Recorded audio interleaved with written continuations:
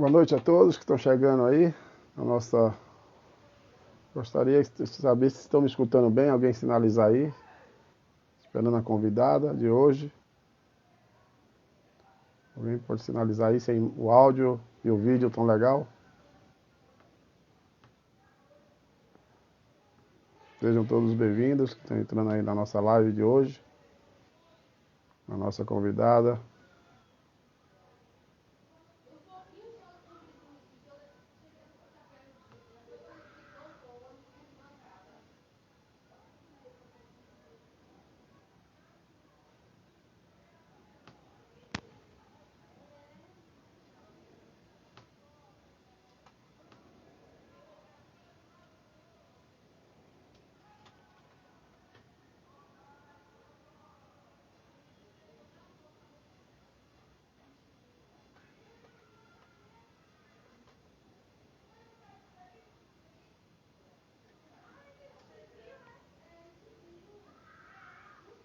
Som e vídeo legal. Obrigado aí, Fabian Meneghetti.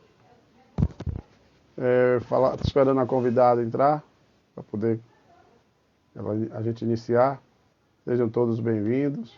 Eu espero que possamos ter uma boa live, né? Nós vamos ver uma realidade diferente e essa interação é legal, né? No sentido de conhecer novos mercados da carne ovina no nosso vizinho país do Uruguai, né? Nosso irmão aqui, a nossa amiga que vai participar, é uma médica veterinária, ela vai se apresentar e trabalha com esse mercado, né? Ela que faz todo o levantamento de preços lá no Uruguai, ela é ligada a Sul, ela vai fazer a apresentação. Queria passar aqui um comentário, avisar que nós vamos ter em parceria com a Breac, com o apoio da Breac, nós vamos ter nosso seminário de desafio do mercado da carne ovina no estado do Rio Grande do Sul. Já tivemos na Bahia, foi bastante interessante. O de Pernambuco, melhor ainda. E agora o de Rio Grande do Sul, acho que vai ser show de bola. Os convidados são altamente conhecedores, né? São agentes que atuam no dia a dia dessa cadeia produtiva do estado do Rio Grande do Sul. Acho que nós vamos ter um bom proveito, uma boa videoconferência, um bom seminário online. Dizer a vocês que essa live vai ficar gravada, né, no nosso canal do YouTube. Quem não se inscrever, pode se inscrever, né? Cordeirinho, Cordeirito, né? E não, lá tem mais de 45 vídeos, lives, né? E para conhecer todas as indústrias, as unidades de beneficiamento que tem do Acre ao Rio Grande do Sul, né? Vários estados do Brasil. Deixa eu ver aqui se ela entra. Voltamos aqui, né? Ela vai entrar aqui.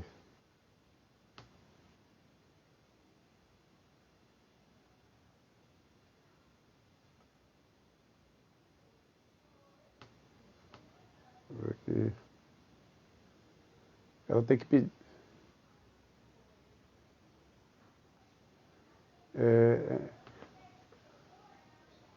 A convidada, peça para entrar na sala, minha amiga. Você está como ouvinte aí, peça para entrar na sala para você iniciar. Aí eu aceito. Tá dando para me escutar? A convidada já está aí no grupo aí, né? Online. Agora eu estou aguardando ela pedir para entrar, para me aceitar.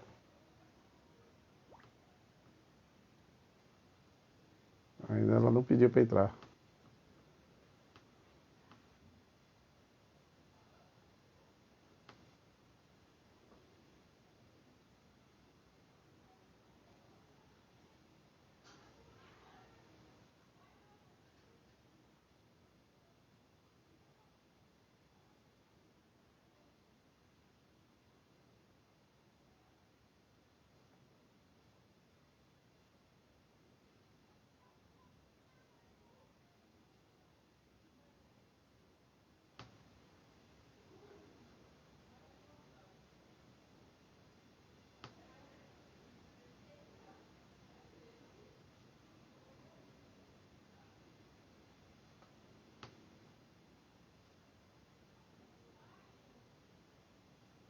Ela não está pedindo para entrar na...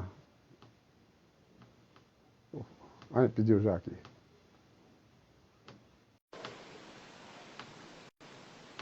Aguardando ela entrar.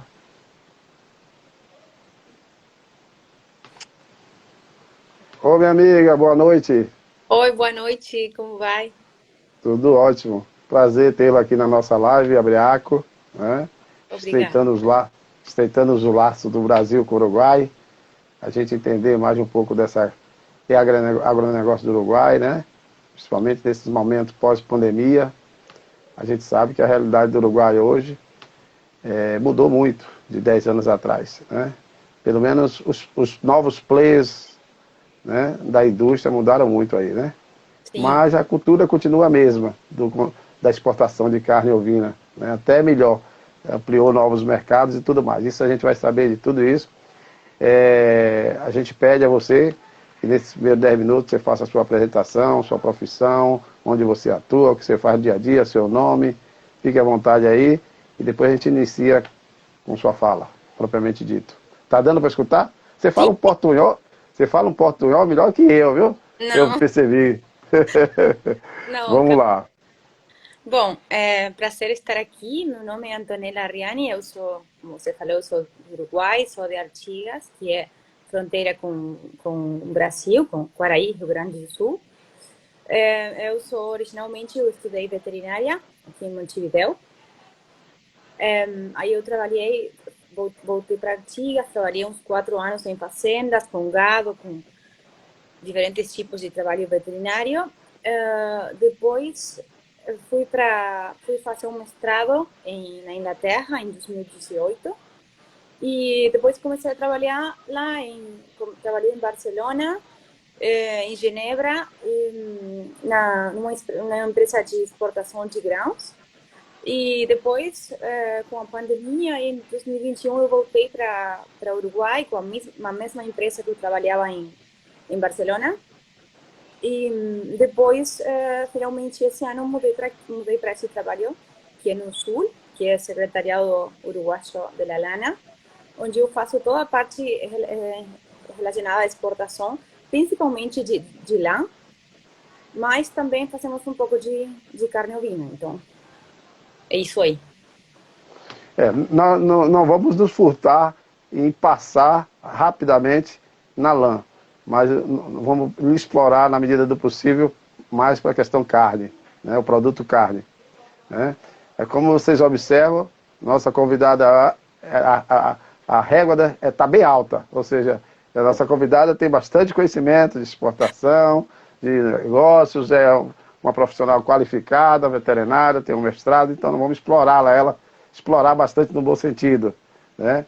É um prazer estar com você, as indústrias da carne ovina e caprina aqui do Brasil, através da Abreaco, que participa com a gente direto e indiretamente, agradece o seu convite por ter recebido e a gente vai manter esse contato, não vai ficar só nessa live, né?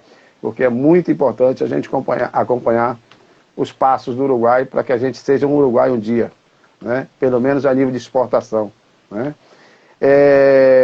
Riane, você fica à vontade dentro daquilo que a gente conversou. Uhum. Em determinado momento, eu não sei o Instagram, porque meu Instagram, quando eu fiz várias lives com as empresas frigoríficas aqui do Brasil, em 2020, então quando entrava 1 hora, ele desligava e voltava. Eu gravava, né, salvava o videozinho, a live, né, e para deixar disponível no Instagram, e voltava para a gente finalizar, se ficasse alguma coisa. Mas eu sei que o papo hoje vai... Se não, a gente vai direto, se o Instagram permitir, né? Nós não vamos ter... Eu sempre brinco que nós não vamos ter Google Break, aquele momento que tem que cortar, porque é 0800, é gratuito a transmissão. Mas pode iniciar a sua fala, e você tem 30 minutos, né, para falar aquilo ali, e depois a gente vai um bate-bola com a participação do pessoal aí, e a gente pode mandar por texto, aí comentário, e a gente vai anotando aqui e perguntar depois a você. Bom, então o que a gente tinha combinado era falar um pouco da situação do mercado ovino aqui no Uruguai, das resistências, o abate, as exportações e destinos de exportações e quais são os produtos que a gente exporta aqui. Acho que é isso mais ou menos, né? Não sei se tem alguma É, outra coisa aqui. depois a gente vai interagindo. Vai chegar um momento que a gente vai fazer um bate-bola, né? Vai pra lá e pra cá, pra lá e pra cá, né? Mas Não. pode ficar à vontade. Bom, a situação do ovino aqui no Uruguai tem evoluído muito, mudou muito. A gente partiu de uns anos 1990, quando a gente tinha um rebanho de mais de 20 milhões de ovinos. Ovinos também, falar ovinos. Ovinos, ovinos.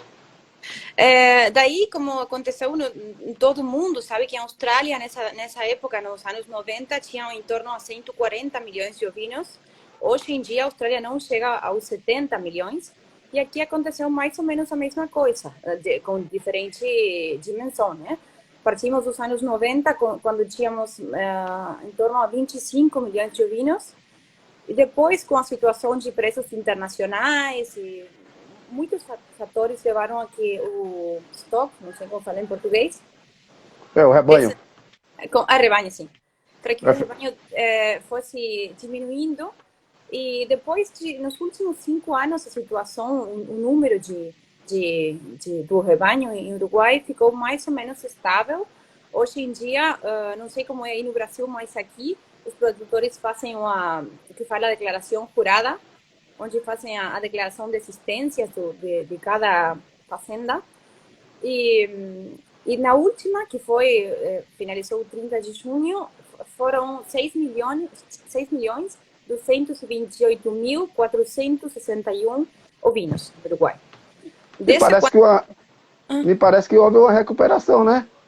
Porque Sim. tinha caído abaixo de 5, né? Não, na verdade sempre ficamos em torno de 6. Mas nos últimos 5 anos deu 6.100.000. Aí nessa foi mais ou menos ficou por aí, mas a caída mais importante já como que já ficou atrás. Nesses últimos anos a situação sabe, em 2018, 2019 os preços da lã foram muito bons, então a situação agora é estável, foi de recuperação. E, bom, a gente tem que esperar mais um mês. Não, nem um mês. Agora há pouco vamos ver qual é o número desse último exercício, não sei como falar. Mas, sim, exercício.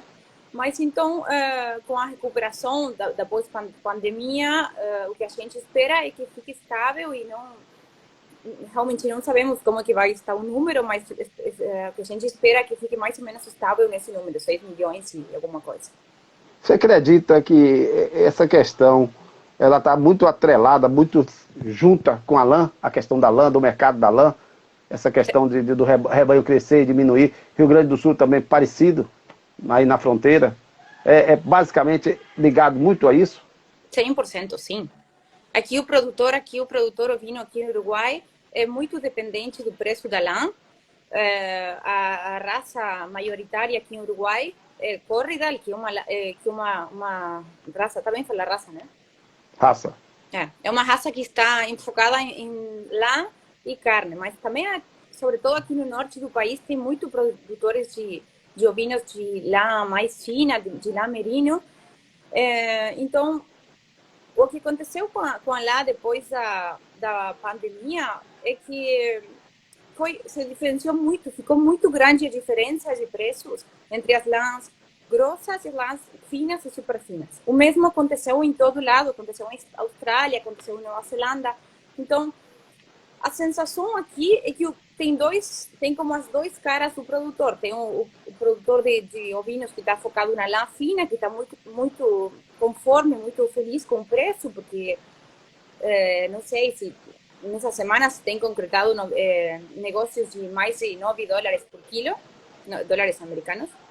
E depois tem o produtor de lãs mais grossas, que são os que produzem mais carne ovina, que aí é que está meio complicada a coisa. O preço da lã não chega a $2. Então, a diferença entre antes da pandemia e depois da pandemia ficou muito grande e faz que aqui nesse momento tem as duas caras e as duas partes da moeda. O produtor que está com bom preço da lã, muito feliz, e o outro produtor, tem muito produtor aqui no Uruguai que tem produções de 2, 3 e até 4 anos guardada esperando a recuperação do preço.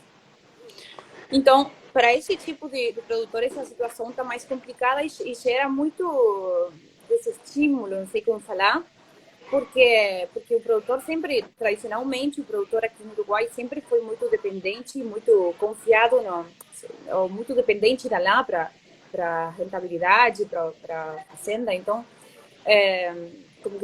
realmente agora tem as duas situações.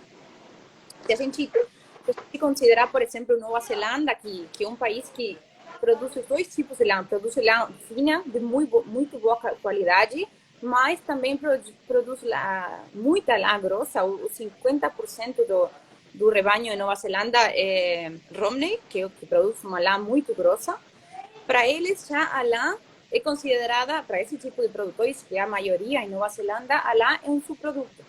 Eles sabem que o negócio deles está na carne ovina, eles têm acordos de livre comércio com muitos países, com China, com Estados Com a Unidos, China. então, com a China sim, com os Estados Unidos também.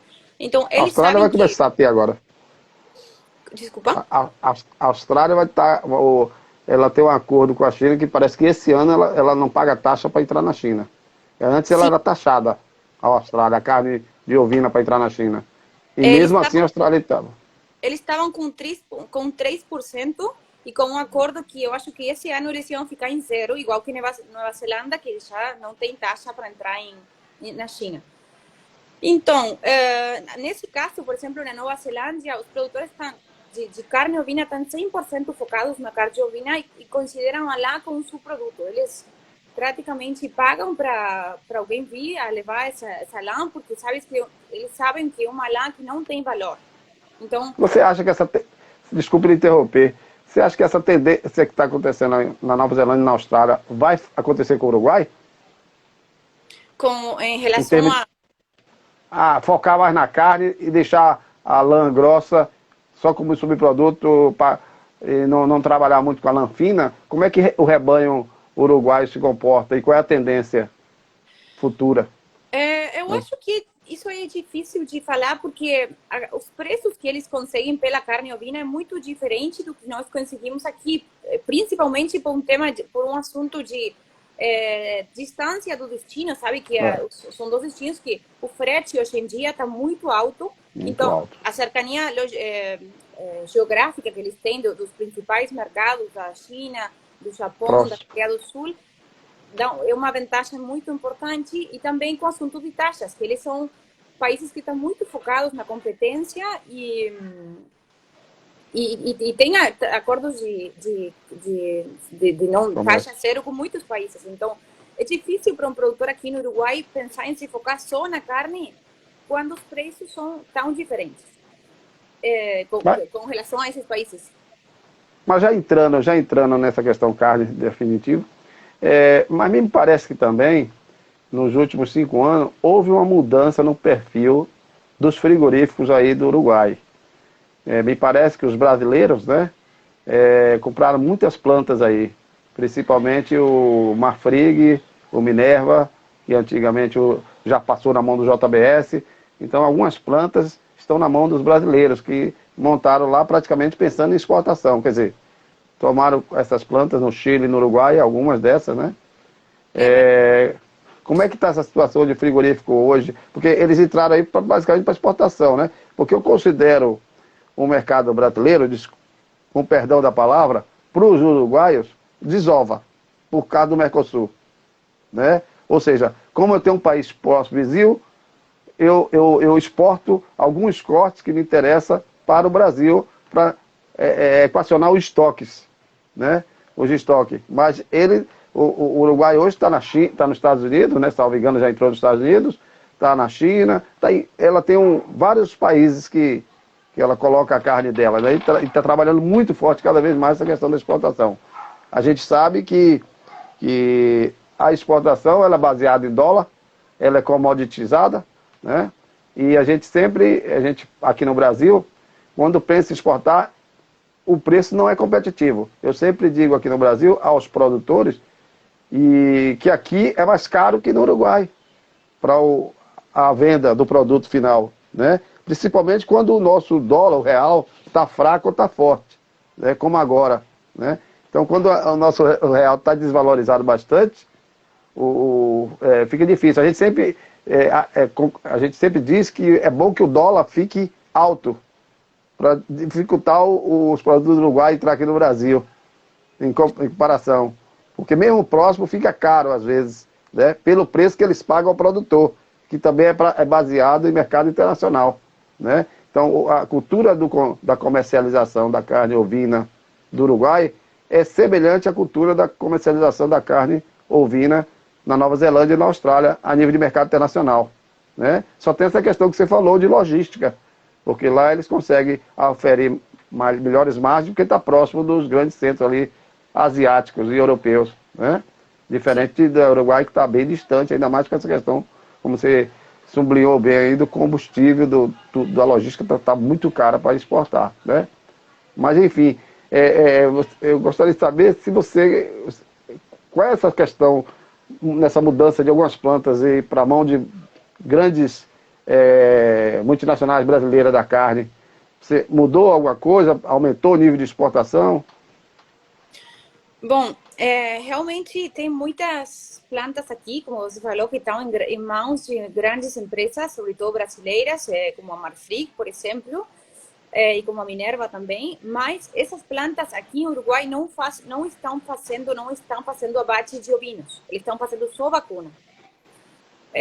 Não tenho muito claro por que elas não fazem ovinos. Sei que, por exemplo, a Marfrig não faz abate de ovinos aqui no Uruguai porque eles têm um assunto de um acordo com uma outra planta aqui no Uruguai que faz o abastecimento do mercado brasileiro com cordeiro. Então, as plantas que mais fazem abate de ovinos aqui no Uruguai são duas plantas, mas nenhuma delas é dessas grandes. A Nirea? Nirea? San Jacinto, sim. Nirea é uma, San Jacinto. E a outra São Jacinto. San Jacinto, sim. E eu acho que San Jacinto faz a colocação no mercado brasileiro para a Marfrig. Então, eu acho que eles têm um acordo. Ah, isso mesmo. Sim. Então, no mercado de São Paulo, é San Jacinto que faz a colocação para a Marfrig no Brasil. Eu acho que é uma coisa assim. Então, por isso é que a Marfrig aqui no Uruguai, apesar de eu acho que eles têm das 4 plantas que Marfrig tem aqui no Uruguai, 2 eles têm plantas habilitadas para ovinos, mas eles não fazem abate de ovinos por esse acordo com a Minerva, com San Jacinto. Então, San Jacinto, sim, San Jacinto faz o abate de mais ou menos 30% do abate nacional aqui é feito por San Jacinto. Inclusive, a gente esteve segunda, a gente foi a visitar o San Jacinto, que estava fazendo abate de ovinos, e junto com o Frigorífico Las Piedras, que é uma empresa nacional aqui, das poucas empresas uruguaias que ficam, são as duas principais empresas de abate de ovinos aqui no Uruguai. Também tem Bamidal, que é uma empresa que se está desenvolvendo exclusivamente para o abate de ovinos no centro do país, em Paso de los Toros. Tem Frigocerro, tem outras empresas, mas a Marfrig, por exemplo, não faz abate de ovinos aqui no E a Minerva? Uruguai. Tampouco. A Minerva aqui tem 3, eu acho que tem 3 plantas. Nenhuma delas eles fazem. Sim, tem uma em Melo, que é o antigo frigorífico Pool. Depois tem Carrasco e Canelones. Nenhum deles fazem abate de ovinos. Fazem só vacuno. E não sei qual é a situação. Do Marfrig eu sei que a situação que eu falei. Da Minerva eu não sei exatamente por que eles estão tão focados, por que eles não decidiram não fazer ovinos, mas o custo industrial de um abate de um vacuno contra um abate de um ovino é bem diferente. Outro dia, em conversação com o pessoal de San Jacinto, estávamos perguntando justamente isso, e eles falavam que o custo dos salários por hora para fazer o abate de uns e de outros é mais ou menos, o custo é umas 3,5 vezes a mais para fazer o abate de ovinos que para fazer o abate de vacunos. Então, Também é tem, mais caro. O é mais custo, caro. né? O custo para abater ovino é mais caro, eles preferem usar a planta para vacuno, para vacas, para bovinos, né? Exatamente. Também por isso o preço é bem diferente aqui. O preço que se paga ao produtor vacuno está muito alto, está em torno a, chegou esses últimos semanas ou meses a $5, $5,50 até $5,60 e para o preço do cordeiro aqui essa semana, por exemplo, está em $4, não chega a $4,70. Então parte dessa diferença é por uma causa da diferença do custo industrial, que é muito caro por tudo que involucra o abate de ovinos. E aí você acabou de falar o preço, né? Aí algum frigorífico aí abate via prestação de serviço ou todos abate para próprio? Digo assim, alguém abate para um terceiro, para uma marca terceira? Alguma Ovino, planta? Sim, ovinos. sabe que não tenho certeza. Por exemplo, no lugar onde eu nasci, que é em Artigas, tem um frigorífico que é local, que faz assim, o que a gente chama aqui é façon. Eles, tipo, os pessoal que comercializa carne vai, paga o serviço e leva, compra o gado, leva, e eles fazem o abate. Mas eu acho que só nesse caso particular, não sei. Sei que, por exemplo, Las Piedras e San Jacinto fazem, eles compram, eles fazem o abate, eles fazem a exportação, eles fazem não sei, cadena, não sei como falar, é toda feita pela exportação, é tudo feito pela própria empresa. Então Las Pedras e o San Jacinto, eles dominam 50% do abate de ovinos do Uruguai? Ou mais, sim. Sim. Las Piedras é uma empresa nacional que é muito forte e sim, faz muito ovino, por exemplo, para te dar uma ideia, por exemplo, o abate dessa semana, deixa eu ver, por exemplo, em números para te falar melhor. Essa semana, não essa semana, a semana anterior, o abate semanal aqui foi de um pouco mais de 16 mil cabeças, ovinos, e foram quase 6 mil de Las Piedras e quase 6 mil de San Jacinto. Então, entre os dois são... 70%? Sim, entre San Jacinto e Las Piedras. Nós estamos aí nesse período aí, é o que? Safra de ovinos? Está no final da safra, começo? Exatamente, está no final da safra. Agora, por exemplo, San Jacinto vai dar... Não, licença. Férias coletivas. Sim, férias para o pessoal começa a semana que vem. Essa já hoje é quinta. Hoje era o último dia de abate, amanhã já não tem abate de ovinos e depois eles vão ir para 2 semanas de férias. E também, então, acho que estamos pós-safra em geral. A Marfrig também, com o abate de gado vacuno, vai para férias agora. Então, assim, diria que estamos na pós-safra. Então é semelhante ao Rio Grande do Sul. O Rio Grande do Sul também começa a ficar bem escasso os abates agora. Aí só retorna a safra em novembro. Aí também? Tem, acho que um pouco antes, mas sim, agora tem como... Eu acho que agora dá um...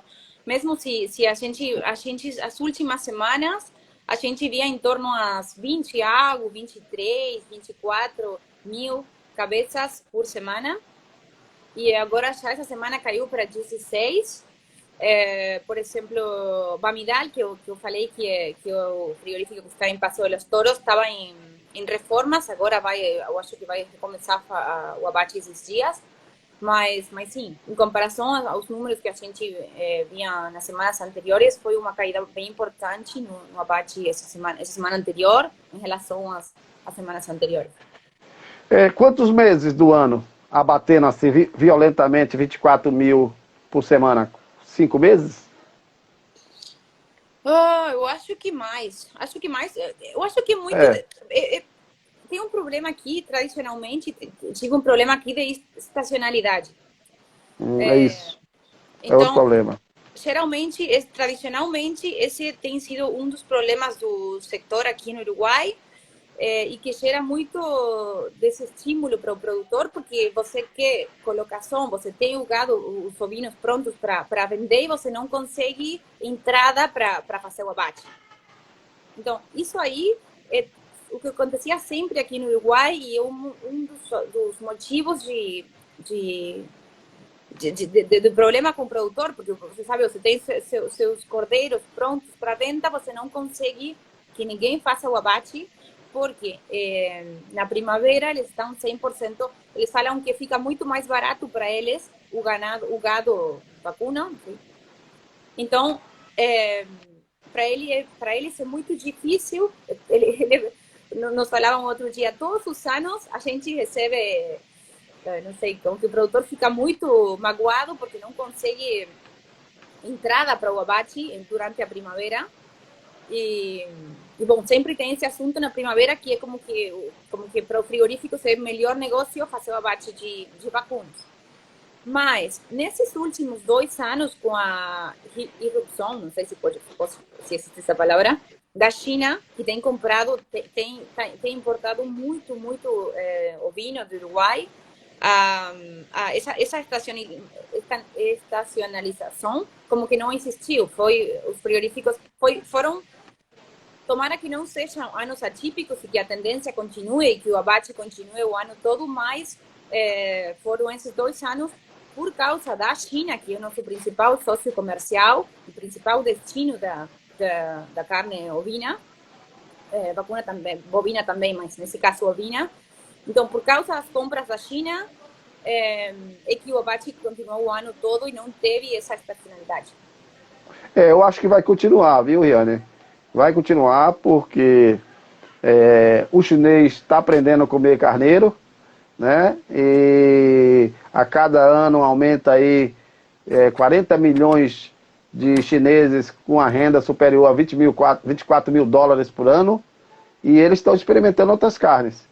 E o ovino da China, que é o maior produtor, e o maior importador e o maior consumidor, não está dando conta esses novos entrantes no mercado de consumo de proteína animal, né?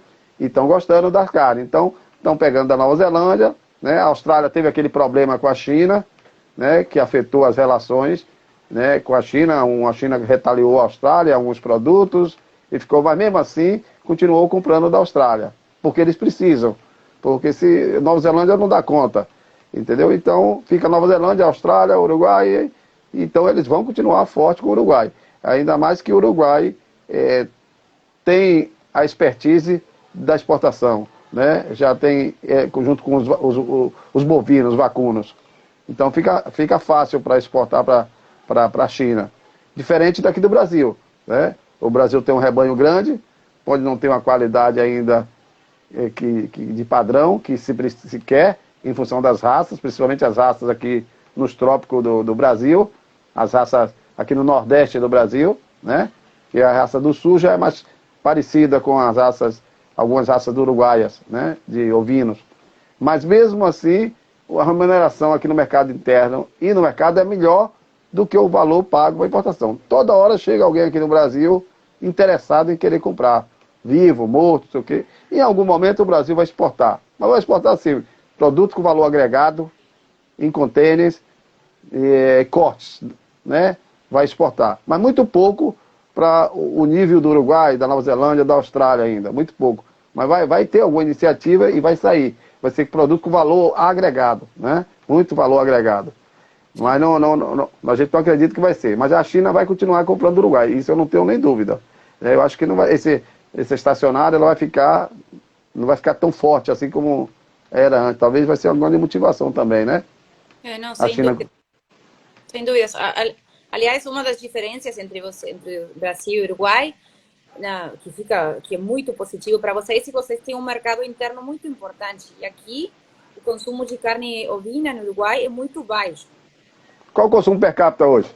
Hoje, de carne ovina, é 2 quilos. 2 quilos. Em comparação, por exemplo, para ter uma dimensão, 2 quilos por habitante por ano, né? De carne ovina. Carne vacuna, por exemplo, é 46. Então, o nosso consumo per capita aqui fala-se 400 gramas, né? De todas as carnes? De ovino. De ovino. Ovino, né? 400 gramas. Mas nós estamos chegando à conclusão que, na verdade, não é nem 400 gramas, 40 gramas, nem 100 gramas. Se a gente considerar o abate regular, legal. Você já deve ter ouvido falar que aqui no Brasil, vamos dar um nome aos bois, né, que a gente fala assim no Brasil. Aqui no Brasil, vamos supor, se a gente tem 5 milhões de animais mortos, abatidos, só passa dentro do frigorífico 300 mil. Não chega nem a 10%. 10% são os animais que passou em uma planta frigorífica e foi abatido segundo as regras sanitárias. Os outros mais de 4 milhões, tudo irregular, né? Não passa numa planta frigorífica, digamos assim, né? Uns é para consumo próprio, né? Nas fazendas, em casa, mas a maioria, principalmente aqui na nossa região norte do Brasil, nordeste do Brasil. Não sei se você já procurou ver mais ou menos como o rebanho fica no Brasil, mas hoje o rebanho hoje do Brasil em mais digamos assim, de 60% ou 70% está no norte do Brasil, nordeste. De ovinos e caprinos. Aqui tem muito caprino, né? Aí caprino aí no Uruguai, não sei se tem alguma coisa, só se for leite, pouco, né? Mas aqui tem muito caprino, né? Hoje o rebanho caprino e ovino no Brasil chega quase a 30 milhões de cabeças, né? 30 milhões. Então, eu sempre digo que nós temos uma base boa para começar um trabalho para o futuro, né? Agora eu te pergunto, a produção no Uruguai aí é pequenos produtores? Aqui no Brasil, mais de 95% do rebanho está na mão do pequeno produtor, com no máximo 60 cabeças por estabelecimento, por propriedade. Como é aí? Não, aqui 60... Tem mais, o Uruguai muito, em relação à produção ovina, é muito zonificada. Na parte do norte se caracteriza mais por os campos são mais superficiais, mais duros, então é mais apropriado para a produção de raças de lã mais fina e geralmente se caracteriza por serem estabelecimentos grandes, bem mais grandes em superfície. E depois, na parte do sul, que não é a parte mais tradicional de cria de ovinos, são prédios mais, produtores mais pequenos. Não sei dizer exatamente o número de animais que tem esse tipo de produtores, mas não é tão pequeno assim. É pequeno em relação aos produtores do norte, que são prédios realmente muito grandes, mas não para 60. Eu acho que é um pouco mais de quantidade para esses produtores que estão focados em produção de carne aqui em Canelones, parte do litoral. Então, não sei exatamente qual seria o número do tamanho, mas é assim mais ou menos a divisão grande e no sul mais pequeno. Alguém está perguntando aí a meia de número exatamente, eu teria que procurar e depois eu posso passar a informação exata quando abro de meio de cabeça para o produtor. Eu te aproveito, eu vou dizer para todos aqui, depois a Riane pode deixar o e-mail ou coisa parecida, que se faltou alguma informação ou se não deu para a gente responder, que é muita coisa para a gente ver ao mesmo tempo e administrar essa questão aqui, que você retorna depois sem nenhum problema, né? Outra coisa, Riane, Sim. outra coisa, já que a gente entrou na produção, que eu disse que não ia entrar, mas alimentação, basicamente pasto. Sim, diria 100%. 100%. 100%.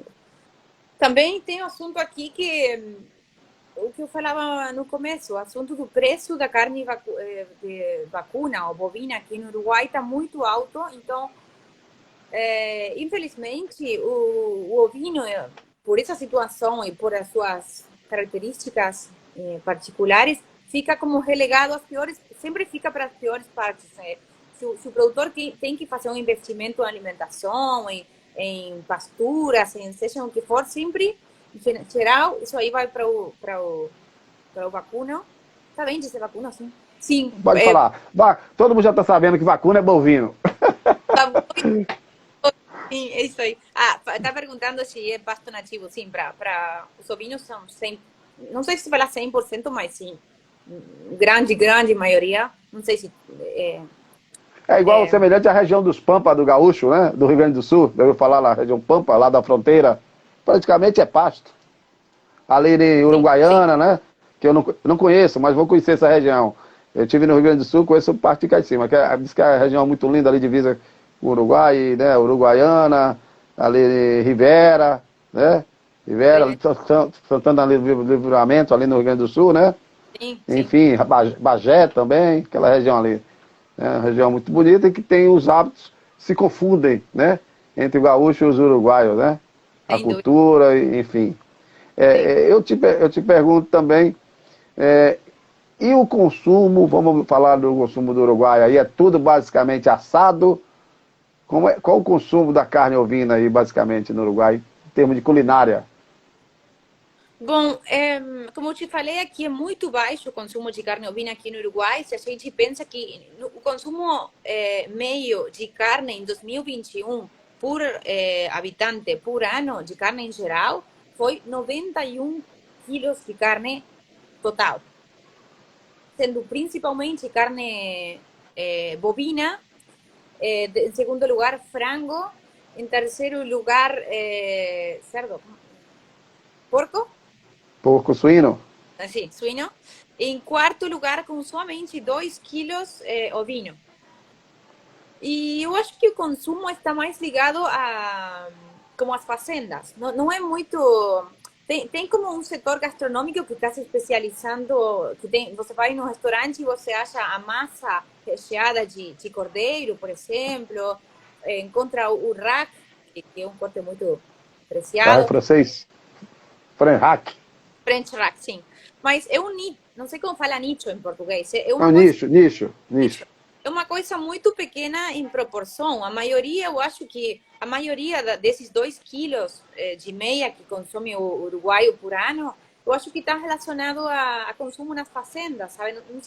Não saberia como falar em português, mas geralmente na fazenda tem incluso muitas fazendas que têm ovino só para consumo interno. Então, mas qual a relação de preço hoje entre o vacuno e o ovino?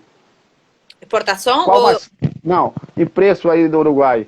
Qual o mais caro por quilo? A diferença em percentual. Tu fala na carne, se você vai comprar como... Certo. O produtor vende ao frigorífico. Vamos lá. Ele vende por quanto o quilo do carneiro e quanto o quilo do vacuno? Bom, essa comparado. Semana... Sim. Não, 100% a favor do vacuno. 100%. Sim, mas qual o preço? Em quilo ou tonelada? A gente hoje aqui vende... Hoje cordeiro, por exemplo, para ter uma referência, cordeiro pesado, que a gente fala aqui, em torno a $4,70. $4,70 por quilo. Certo. E para o vacuno, em torno a $5,50. Para o boi. Certo. Sempre foi, o boi sempre esteve mais alto aí do que o ovino? O preço? Historicamente, sim, acho que sim. Inclusive o ovino agora está bem, por exemplo, a meia de preços dessa semana aqui, sim, pago para o produtor, sim. Alguém está perguntando se esse é o pago para o produtor, sim. Esse é o preço que o produtor recebe quando vende o cordeiro para abate. Nessa semana, 4,70, 4,65. Esses preços dessa semana aqui, que eu estou falando de referência, são mais ou menos 15% mais do que na mesma época do ano passado. Interessante você falando hoje, que eu estava conversando com os produtores hoje aqui do norte do Brasil, e hoje já está chegando aqui no Brasil a R$25, que seria o equivalente aproximadamente a $5. O preço pago ao produtor, certo? Carne de ovino, Ovino. o quilo. $5 quase aqui no Brasil, hoje, né? O cordeiro, né? O animal jovem, digamos assim. Então aí você está falando em $4,70. Mas sempre, historicamente, aqui no Brasil, o ovino sempre foi mais caro do que o bovino. Sempre. Numa proporção que chegava até 20%. Bom, Né? aqui também, historicamente, para exportação, historicamente, o preço da tonelada, não sei se fala tonelada em português, Tonelada. historicamente tem sido 20% superior a tonelada de carne ovina que a tonelada de carne vacuna. E agora não mais. Agora tem variado muito, tem como oscilado o preço, mas sim, historicamente era 20%, depois ficou 10% e, e depois agora tá, semana a semana vai.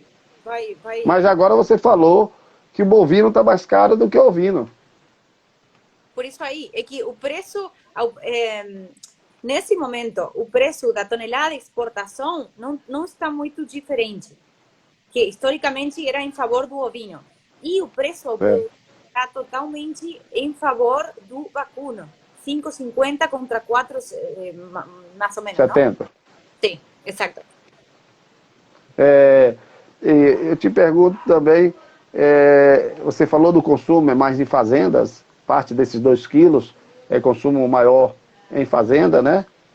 E como é que dimensiona isso? Se o consumo é na fazenda, como é que o governo uruguai dimensiona, como é que ele sabe que esse consumo é esse animal é abatido na fazenda, no caso, como é que o governo sabe? Realmente, quem faz esse análise é a INAC, aqui em Uruguai, que é o Instituto Nacional. A gente aqui tem. Eu trabalho, eu falei, eu começo no Sul, que é Secretariado Uruguaio da Lana. A gente, o financiamento do Sul é exclusivamente das exportações de lã. Depois tem INAC, aqui no Uruguai, que depende mais relacionado com o governo e que se financia as exportações de carne, e a INAC que faz todas as estimações, toda essa informação que eu estou dando em relação a a preço, a plantas frigoríficas, abate, toda essa informação da mesma forma com o consumo, é proporcionada por INAC. A estimação que eu faço para falar que o consumo é principalmente em fazendas é porque se você vai a uma carniceria, não sei como fala carniceria em português. Açougue, um açougue, uma loja de carne. Se você vai a uma loja de carne, um açougue, você chega e você vê toda a vitrina, vai ser carne vacuna, frango. Tive uma campanha muito importante faz alguns anos de promoção de cerdo, de porco. Suíno, porco. Suíno, que vem muito de importação. E você vai no açougue e você pede carne de cordeiro e não tem cortes, não tem... Por exemplo, eu fui agora, um mês passado, fui no açougue e perguntei o que você tem para oferecer de cordeiro. Ele falou, temos uma paleta. O pessoal aqui não tem, o pessoal em casa não tem sequer a cultura de como cozinhar essa carne. Uma pessoa aqui em Montevideo, na capital, você sabe milhões de coisas para fazer com a carne bovina, mas com a carne ovina realmente não tem. Precisa muito trabalho, muito desenvolvimento, não sei como falar. Desenvolvimento e muita promoção nesse sentido, porque não está muito desenvolvido. Por isso eu estimo que é mais no interior, alguém está perguntando aí? a população ovina em relação a... Bom, aqui somos 3 milhões. Alguém está perguntando a população ovina dividida pela população uruguaia. São 6.200.000. Quanto dá? Deixa eu fazer a conta aqui, se você quiser exatamente. 6.200.000 dividido 3,5 milhões. São 3 milhões e meio e 6 milhões de ovinos. Então, não chega a 2 ovinos por habitante. Outra coisa, e as redes de supermercados? Os mercados, grandes supermercados, atacados, tem muitos aí, deve ter aí no Uruguai também, né? Aqui no Brasil está tendo muito atacado, aquelas empresas grandes, não sei se as empresas aí não vendem cordeiro, não, os cortes? Não tem muito. Tem, por exemplo, em supermercados como mais de maior valor, vamos falar assim, como mais gourmet, pode ser tienda inglesa, alguns supermercados que vendem produtos de mais valor, mas na realidade é que a carne ovina,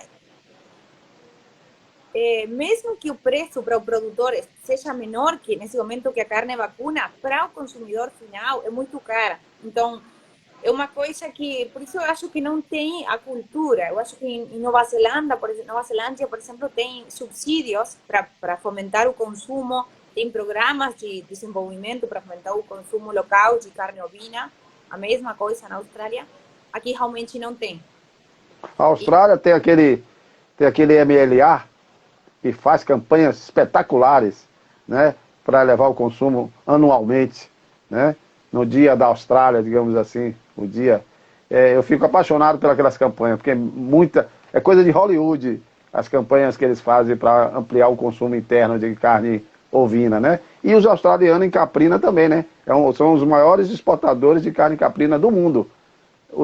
O rebanho deles não chega a ser 5% do rebanho mundial de caprino, mas são os maiores exportadores de caprino do mundo, Austrália, né?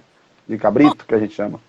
Sim, e no ovino, se a gente, agora que você falou de rebanho mundial, se a gente analisa o número de ovinos no mundo e o que representa a Austrália para esse rebanho mundial, a Austrália é só 5% do rebanho mundial.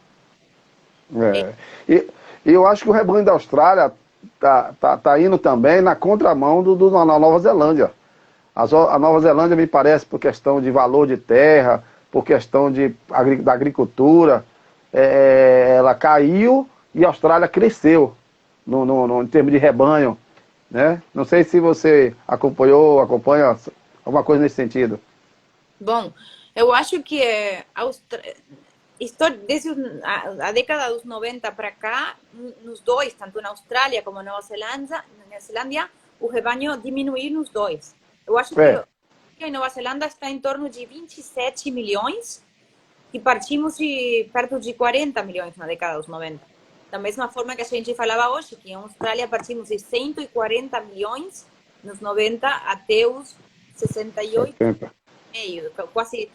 Tem previsões para que para esse ano o rebanho em Austrália vai chegar aos 70 milhões. Porque a Austrália vinha com condições climáticas de sequia, fala sequia em português, não sei. Seca, sim.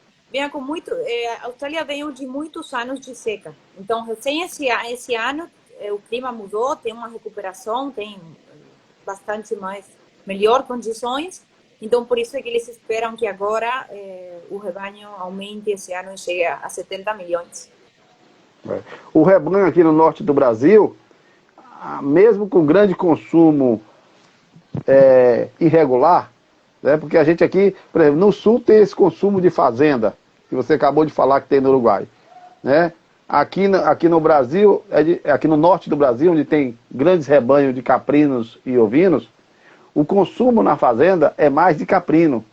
O ovino é mais para comercialização, né? Comercialização para loja de carne, supermercado, frigorífico, enfim, independente daquela questão que eu lhe falei sanitária, né? De passar por um abate, né? É uma comercialização clandestina, digamos assim, né? Uma comercialização. Existe a cultura aqui no Nordeste, chama de feiras livres, que ele abate na fazenda e leva para vender na cidade, na feira, e claro, sem fiscalização. Mas isso é legal? É legal? Não sei, legal? Não é legal, mas no Brasil as coisas acontecem desse jeito. Como é que se explica? Não, sim. Eu acho que também... Nós da associação estamos lutando aqui no Nordeste para que a gente reduza esse abate dessa maneira. Porque os frigoríficos que existem aqui, os abatedouros, eles acabam fechando às vezes. Porque a concorrência é desleal. O custo é alto em relação a um animal que abate na fazenda e leva para a cidade para vender na feira. Né? E sem contar que tem a questão da saúde pública. Ou seja, é uma coisa que não é legal. É contra o meio ambiente, é contra a saúde pública, né? É contra questões econômicas, não gera renda, não gera emprego. Né? E desses números que a gente pincelou aqui para você, e a gente presume que abate 5 milhões, morre 5 milhões de animais por ano, desses 5, só 300 mil passa no frigorífico.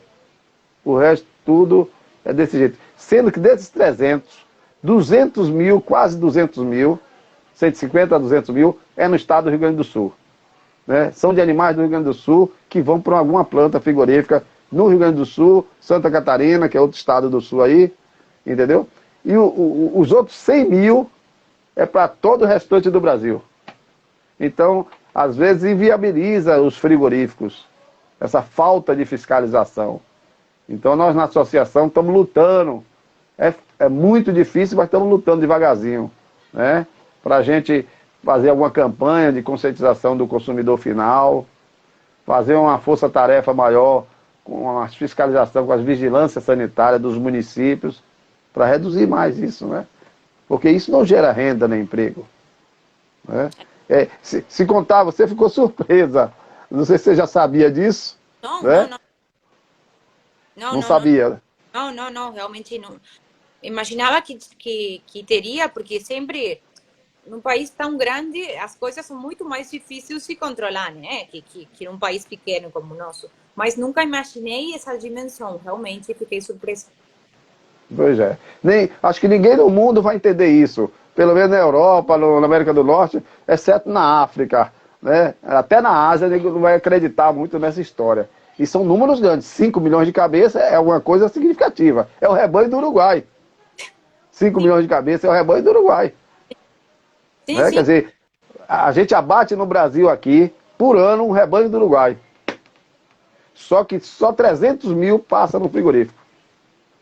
Então a gente está tentando, no próximo governo brasileiro, a gente não pôde fazer nada nesse governo atual por conta da pandemia. A pandemia proibiu muito da gente estar se relacionando com pessoas, né? Principalmente com o governo. Porque praticamente o governo começou em 2019, né? 2020 instalou a pandemia, 2021 e ainda começo de 2022, porque tivemos aquela Omicron em janeiro e fevereiro aqui no Brasil, né? Então, praticamente foi o governo que se complicou muito para a gente fazer alguma coisa. Você sabe que para fazer fiscalização é contato de pessoas, é aglomeração, é tudo. Então não tinha como ter essa relação de fiscalização, de conversa, de promoção, enfim, foi muito complicado, né? Mas a gente espera que a partir do próximo ano a gente possa de fato fazer algumas coisas para diminuir esse número, né? Para ver se a gente sai de 5, pelo menos, para 500 mil cabeças. Sai de 300 para 500 mil, né? Cabeça batida no frigorífico, né? Mas voltando aqui... eu não estou acostumada, queria pedir desculpa porque eu não estou acostumada com live, então tem pessoas que perguntam, aí eu estou escutando você e não chegou a ler, aí tem alguém perguntando. Não, pode ler, é que eu não tô conseguindo enxergar aqui, você deve estar enxergando melhor que eu. Tem alguém perguntando aí se os ovinos abatidos no frigorífico, as carnes são destinadas 100% ao mercado exterior, por isso não tem cortes nas lojas de carne dentro do país, aqui no Uruguai.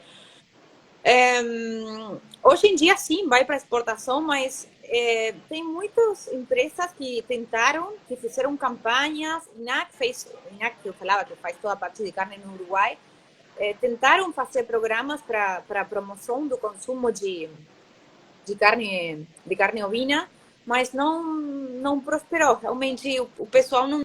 falta muito trabalho na cultura, sabe? No ensino das técnicas de como cozinhar.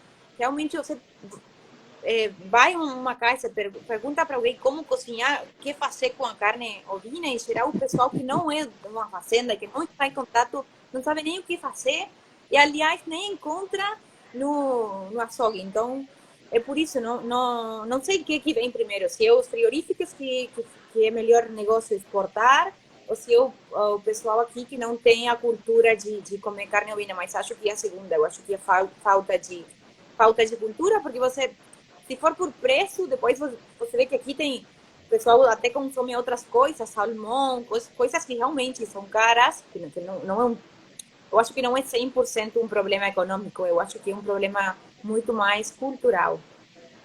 Com certeza, eu acho que isso, viu, Iane, se eu não estiver enganado, é quase mundial. Essa Sim, falta de cultura de como consumir ou como fazer a carne ovina, seja na sua casa ou até na loja de carne, né? Isso é uma evolução que está acontecendo nesses últimos anos aqui no mundo. Que se assim não fosse, a Austrália não faria tanta propaganda como ela faz. E até a própria Nova Zelândia, que sim, são exportadores, entendeu? Fazem um trabalho não só no mercado interno deles, como também fazem na Europa e nos Estados Unidos, para poder garantir o mercado deles, né?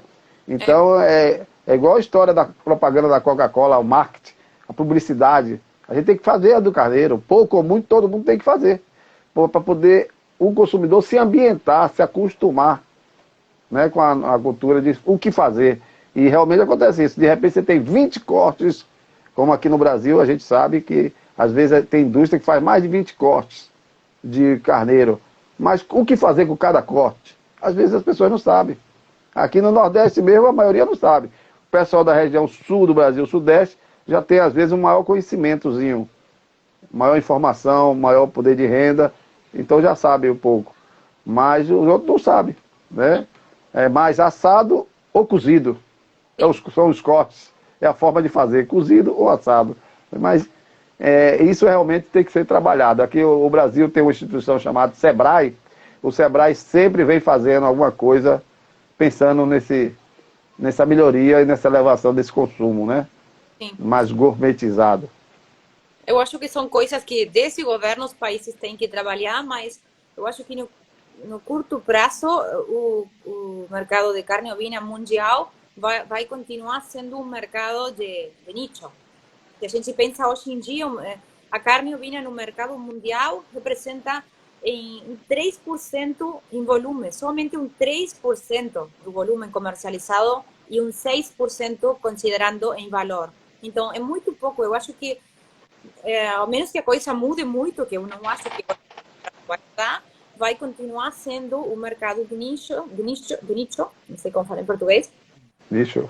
E também porque é uma proteína muito cara, eu acho que vai seguir continuar sendo para esses nichos, nos países asiáticos, o pessoal com alto poder aquisitivo, e eu acho que por agora vai seguir mais ou menos nisso. Se a gente pensa a nível internacional, o preço, como falamos, é 20% maior, o preço da carne ovina no mundo é 20% maior que a carne vacuna e é quatro vezes maior do que a carne de frango. Então, é muito difícil a competitividade do produto com esses preços a um nível massivo.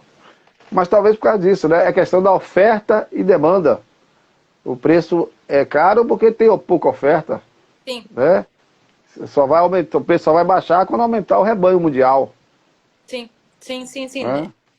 Eu acho que é uma coisa que se deveria trabalhar, mas sabe que eu tenho falado com muito pessoal aqui dos abates, exportadores, e eu sempre pergunto, tem demanda para carne ovina? Porque às vezes a gente pergunta por que a gente não consegue levantar desses 6 milhões. Então, o que passaria se a gente realmente conseguisse acabar com os impedimentos que a gente tem, sabe? Os ataques dos cachorros, a mosca da bicheira, não sei se você conhece, a gente tem um problema muito importante aqui. Se a gente conseguisse acabar com isso, tem demanda para a colocação de carne ovina no mercado internacional? E a resposta sempre é sim, a demanda existe. Então, o que falta é a promoção do consumo interno para sair desses 2 quilos, que é realmente muito baixo, e fomentar a produção. Uhum. Agora é aquela velha história, como eu lhe falei antes, essa demanda, vez por outra, aparece aqui no Brasil. principalmente a comunidade árabe halal. Né? O halal hoje é uma coisa que está crescendo, os muçulmanos, né? O consumo dos muçulmanos e o nível de renda. Só que eles têm a cultura deles também, né? A cultura de consumo. O Austrália, quando abate os animais lá para mandar para os árabes, né? Até a cabeça vai. Porque é uma questão cultural deles, né? Aqui no Brasil a gente não faz nada com a cabeça, né? Entendeu? Então até a cabeça vai dentro das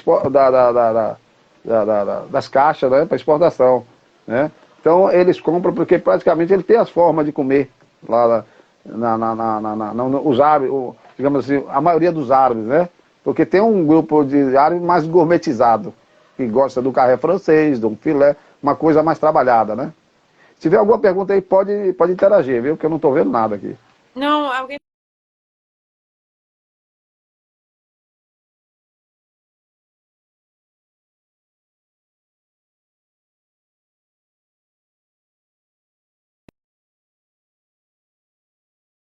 Ai,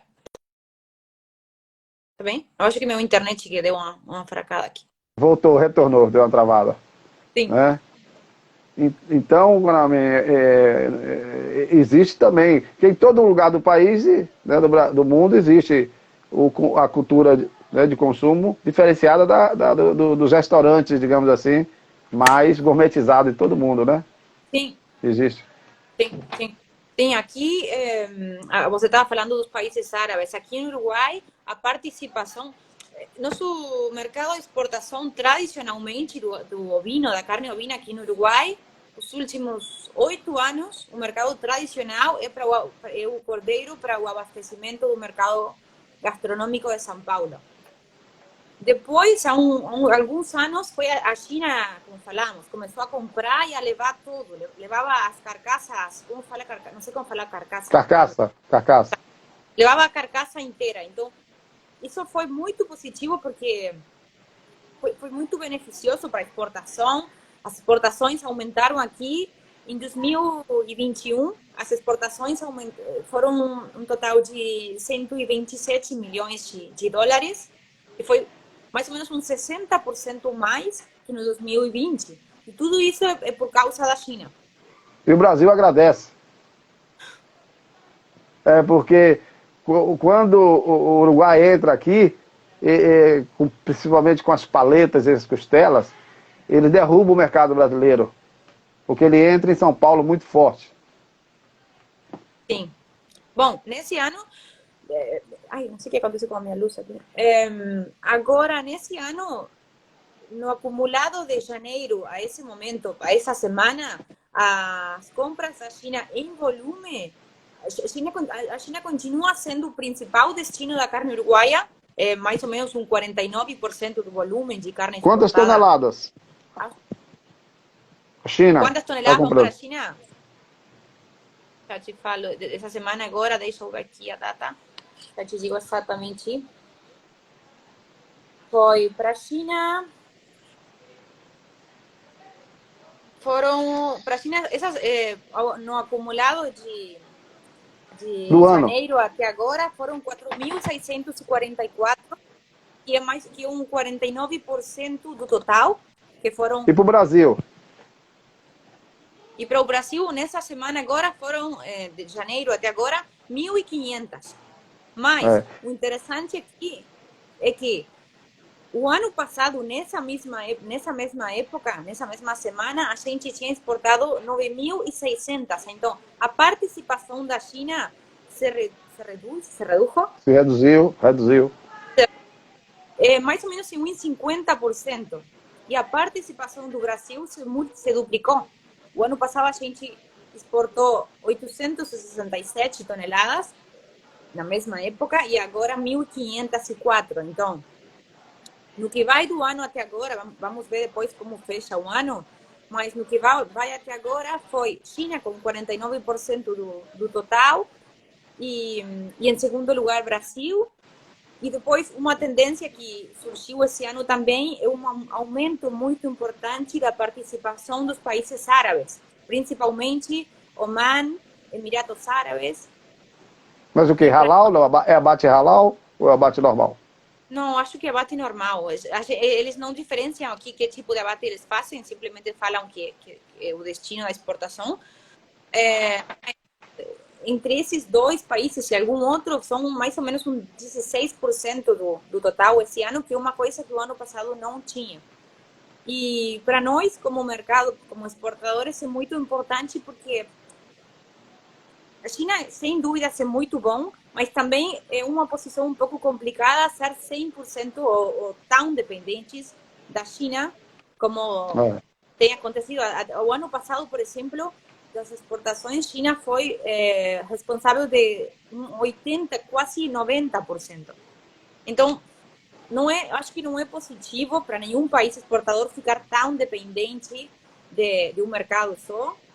E, sobretudo, no caso da China, que, sabe, a vezes acontece alguma coisa, como aconteceu com a Austrália, e fica complicado quando a gente é tão dependente de um mercado só. Claro.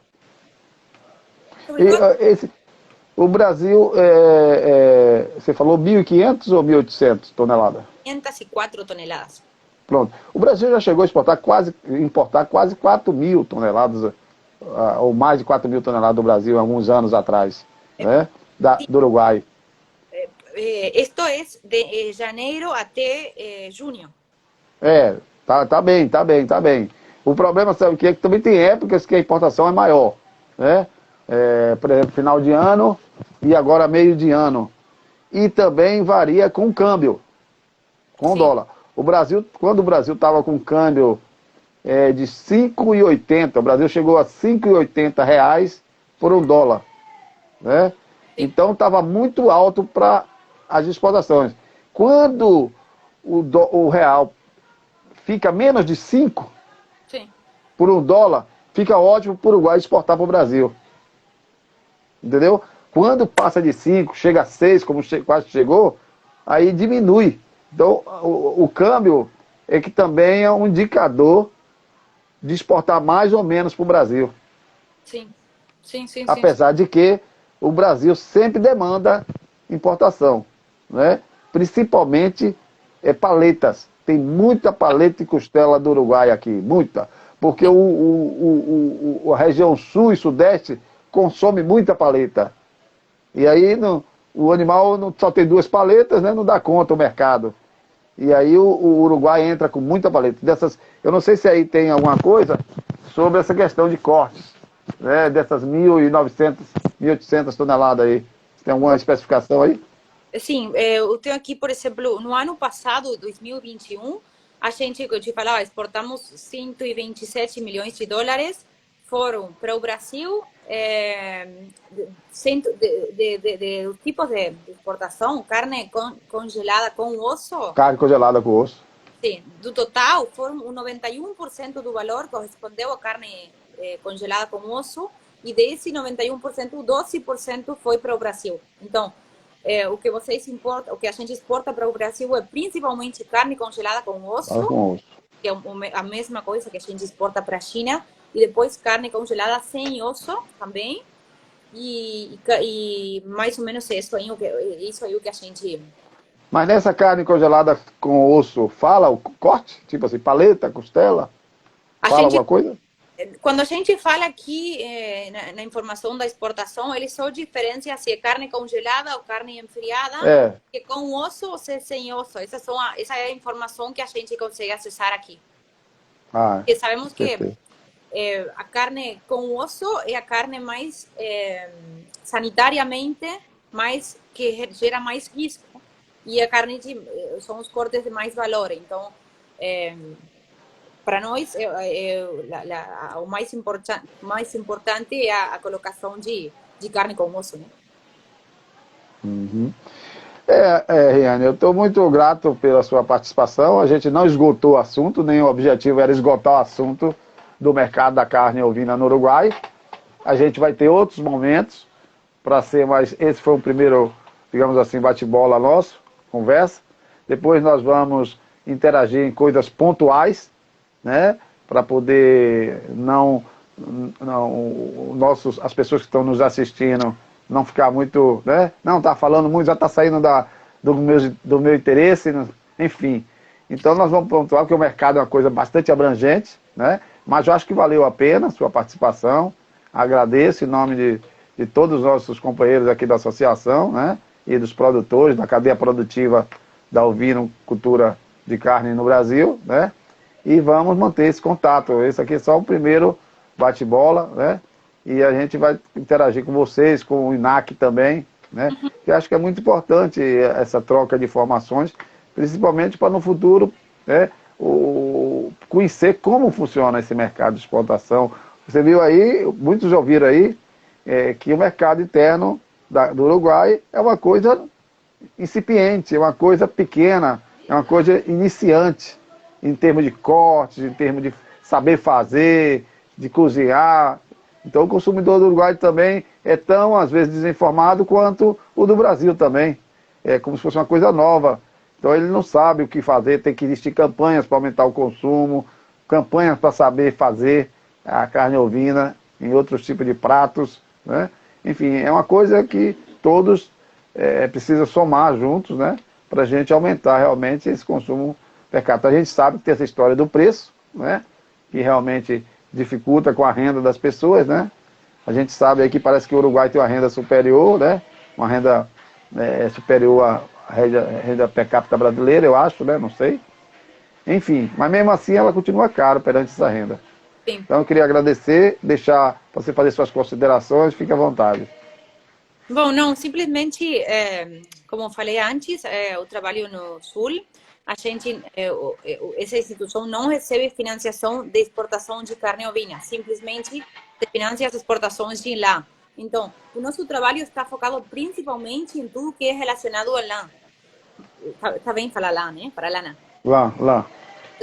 Mas a gente sabe que o ovino produz as duas coisas, produz carne e produz lã. Então, para a gente é um mercado muito importante, é uma parte muito importante para que a gente tem interesse em desenvolver, sobretudo para alguns produtores agora, por exemplo, que com os valores da lã mais grossa está muito complicado e a gente acha que tem muito trabalho para fazer em carne ovina, para trabalhar, e que essa é a grande ventaja, não sei como falar,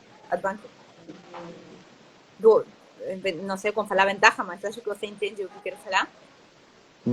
Que o ovino não dá só lã, o ovino é um animal muito nobre que dá as duas coisas. Então Até leite. A gente acha que é muito importante trabalhar tanto no desenvolvimento do sector laneiro como da carne ovina. E então aqui estamos sempre às ordens. E acho que alguém perguntou aí numa pergunta o preço da tonelada de exportação. Nessa semana foram $5.177 por tonelada de exportação. Então, viu, indo contra os 4,70 que o produtor recebe, a diferença é muito importante. Muito importante. Então, eu simplesmente pontualizando o que a gente falou hoje do custo industrial, desses 3,5 vezes a mais que o abate do bovino. Então, simplesmente agradecer o espaço e falar que a gente, para qualquer coisa que precisar ou alguma pergunta que eu não tenha visto, porque eu não estou muito acostumada nunca tinha feito uma live antes, ficamos às ordens e muito obrigada. Pronto. Eu também agradeço, obrigado, e aviso a todos que a gente vai agora salvar aqui para poder deixar lá no nosso canal do YouTube a live gravada para quem quiser assistir toda ou quem não assistiu nenhuma parte. E a gente vai se conversando em outras oportunidades. Muito obrigado, viu? Obrigada a você. Muito obrigada e boa noite. Boa noite. Tchau. Tchau.